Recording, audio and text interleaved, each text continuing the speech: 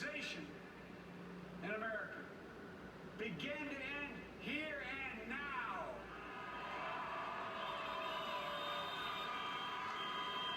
The refusal of Democrats and Republicans to cooperate with one another. It's not some mysterious force beyond our control. It's a decision, a choice we make. And if we can decide not to cooperate, then we can decide to cooperate. And I believe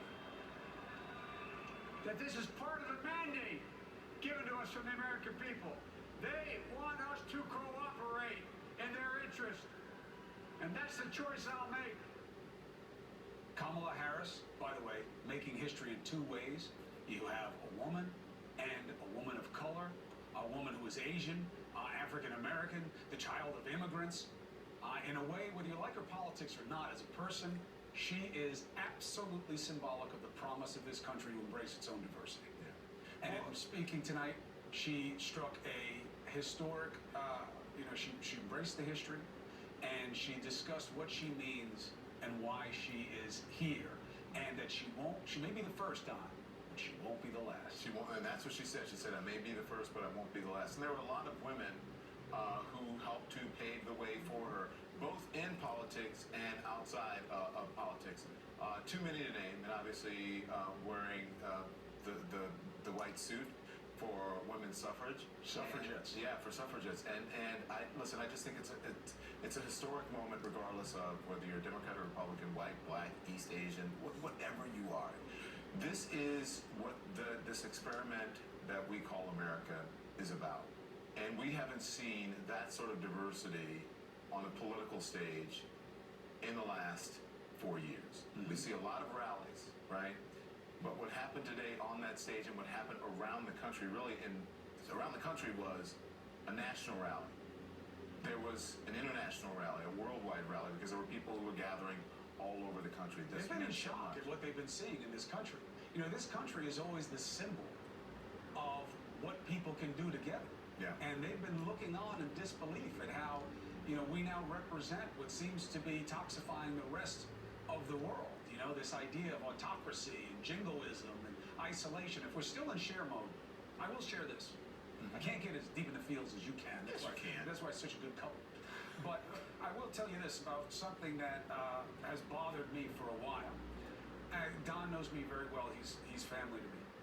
But I am built for the battle. I can take the heat.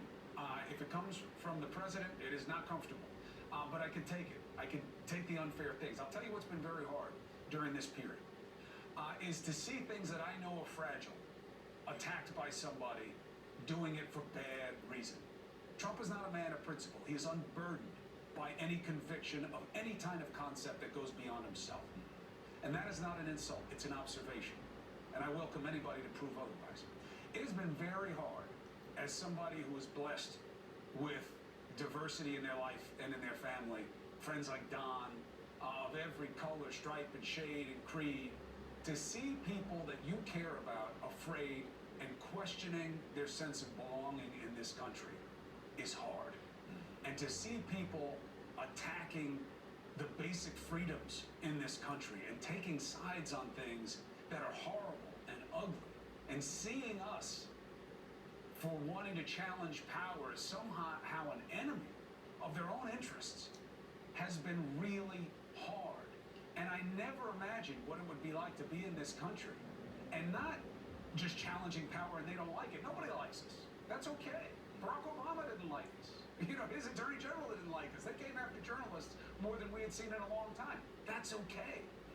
But what this guy did to undermine institutions, undermine our faith in each other, to have so many of my friends and my family come to be scared about what people were going to do and think now because the President of the United States was making it okay, not just to call me Fredo, but slurs against black people and gay people being pushed around.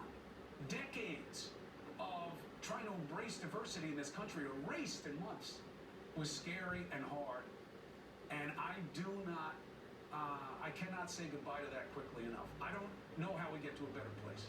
You and I ask questions for a living. Well, but I will tell you what, when I hear you and I feel your pain, and whether it's the people on TV or the people I know in my own life, it has killed me that I couldn't be more of a check on power and more a check on the people who are complicit with this president and echoed his message and fanned the flames of his fury, because I know the pain that it caused. And I'm sorry. I'm sorry that this was such a hard battle and for so long. And I hope that this country recognizes that it was being duped and played by a fraud and a liar, and that we can see the virtues in each other and get to a better place, because we are literally